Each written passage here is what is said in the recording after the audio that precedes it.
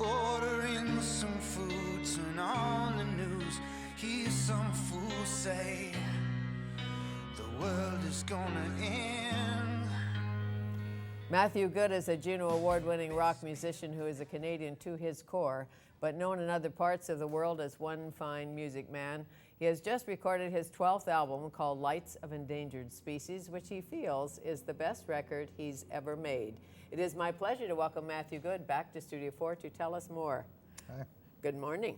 Now that I've found out that you have someone on the program that writes the music for My Little Pony, I think my daughter would be remiss if I didn't talk about that the entire time I was on the show. Well, why don't you do that?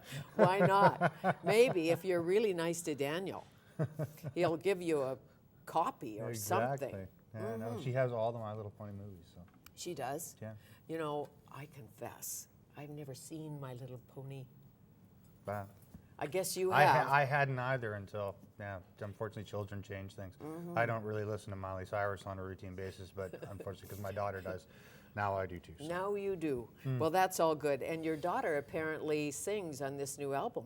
Yeah, well, it was by it was by chance. She came downstairs while I was demoing the song that she's on, and as is always the case, she was kind of poking around, and she said, "Dad, what are you doing and stuff?" And I said, "I'm singing, honey," and she loves microphones, so she's like, "Well, can I sing?" So I played the track, and I said, "I'll record it so you can listen back."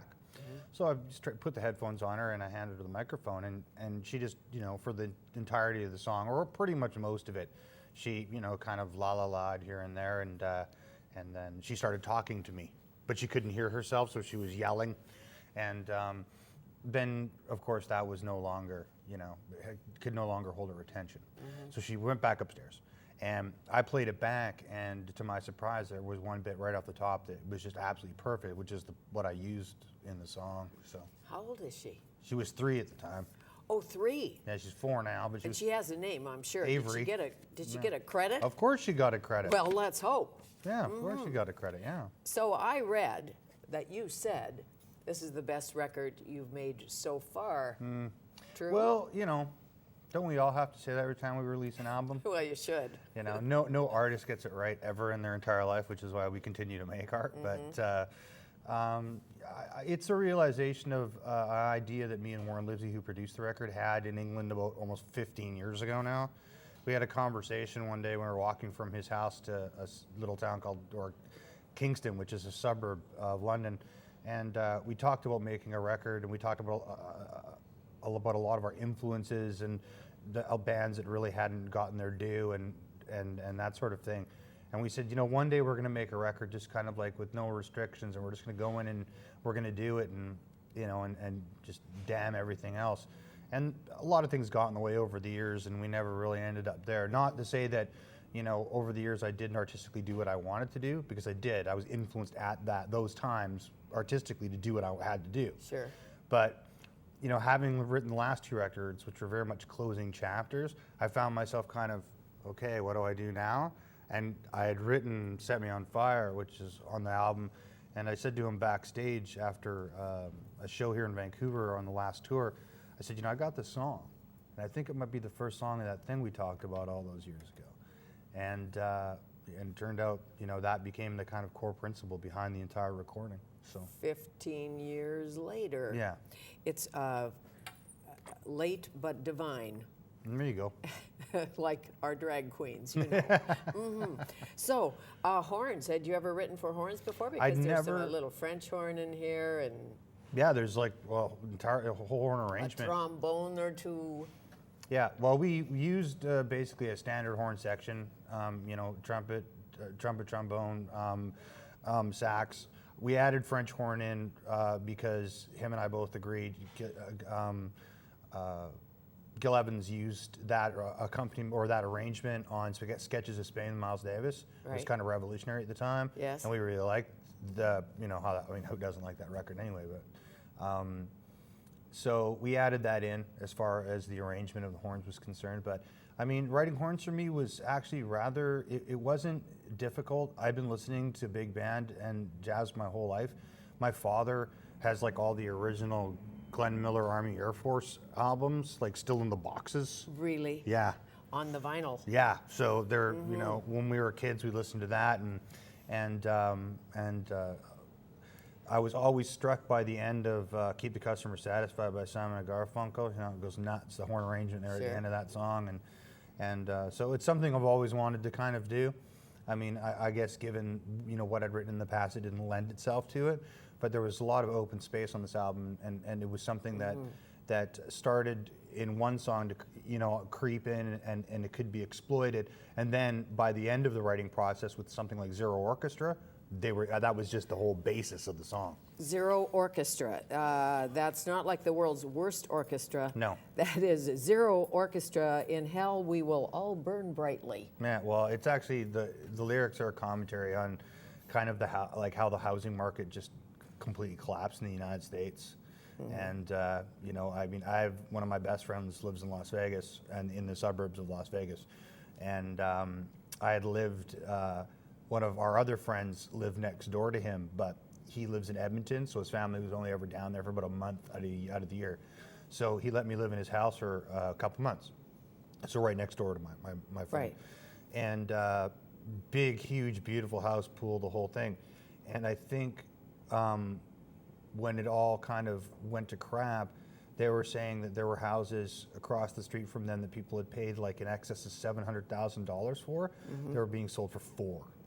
I know. I have a friend who said the money he put into his garden is worth more than his house in Vegas. I know, it was unbelievable. People, like, you know, literally having to pack their stuff up into vans because they could, you know, their mortgages, they just couldn't afford their mortgages anymore.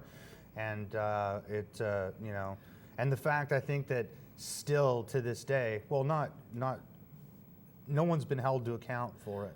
No one's been held to account for it. No. You know, the people that caused the crisis, they're still getting paid, and they're still making good livings. And you know, there was a bit of a time of crisis there and some layoffs, sure, but as far as, you know, in comparison to the socio-economic reality that so many other people are living because of that entire crisis, I mean, they're still living the high life. A lovely way to wipe out the entire middle class, I guess. And it's not, I know the whole middle class isn't gone in America, but we are very lucky to live here with these banks. No. Yes. No, it's, you know. Well, there you go. Might as well not raise the tax on the rich, right? It's probably worth a blog at least, if not a song. Well, I think I've already written about it many, many times. New wife? Yeah. New baby, new son, Thomas? Yeah. Yeah, he was born in February 7th. So life is good? Yeah, can't complain at all. Yeah. Now, last time you were here, we talked about your bipolar disorder and how you were misdiagnosed and all of that. That's all good?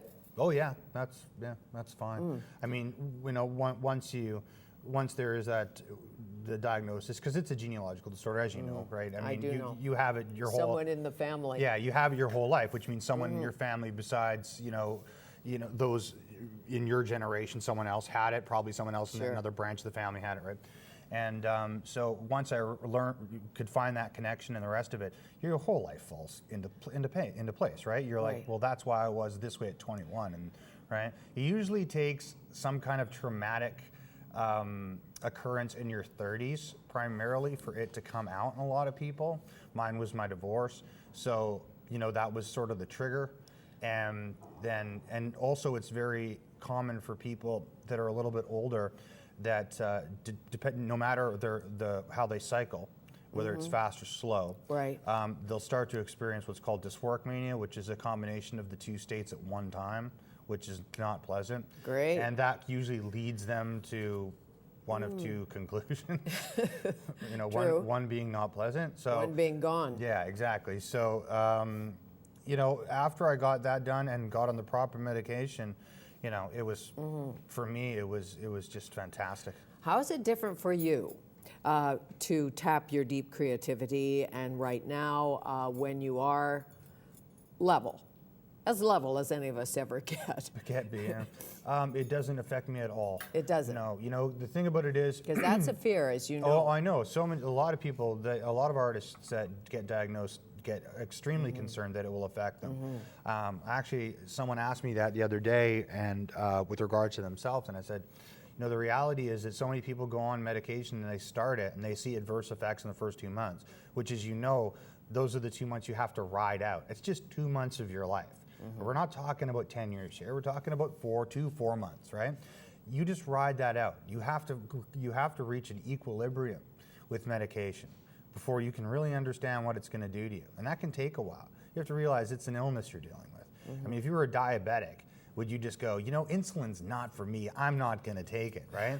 It's, you know, and risk your life because, you know, you don't want to. So the reality is yeah, I mean, you know, when I first got on medication, it, you know, you become lethargic, you kind of become less productive. But creativity is such that if you're born with, you know, that spark in you, it guides you no matter what, right? It's not something you control, it controls you. So, you know, it'll find you, you know, it can beat the drugs anyway. Exactly. Well, I think it was Barry Manilow who wrote that song, Music is his first love, it will be his last. A man without his music is a man that has no past. Your music spark, when did it begin? When did you really tap it?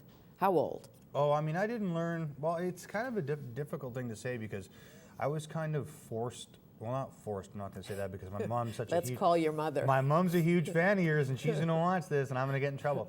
Me and my brother both played violin and went to the Vancouver School of Music. And, but it wasn't, we were young and it was something we weren't really dedicated to at all. And that ended pretty quickly. And, but music was always a huge part of our lives, like as far as us being listeners of it and, you know, and that kind of thing. So I didn't pick up a guitar until I was 20 years old. Before that, before that I was primarily a fine artist and a writer. So, so you classical violin to the hilt? No. I mean, we quit doing that completely. I didn't even I didn't even learn to read or write music. And then, you know, I got into kind of, you know, creative writing when I was young, and then ultimately into fine art.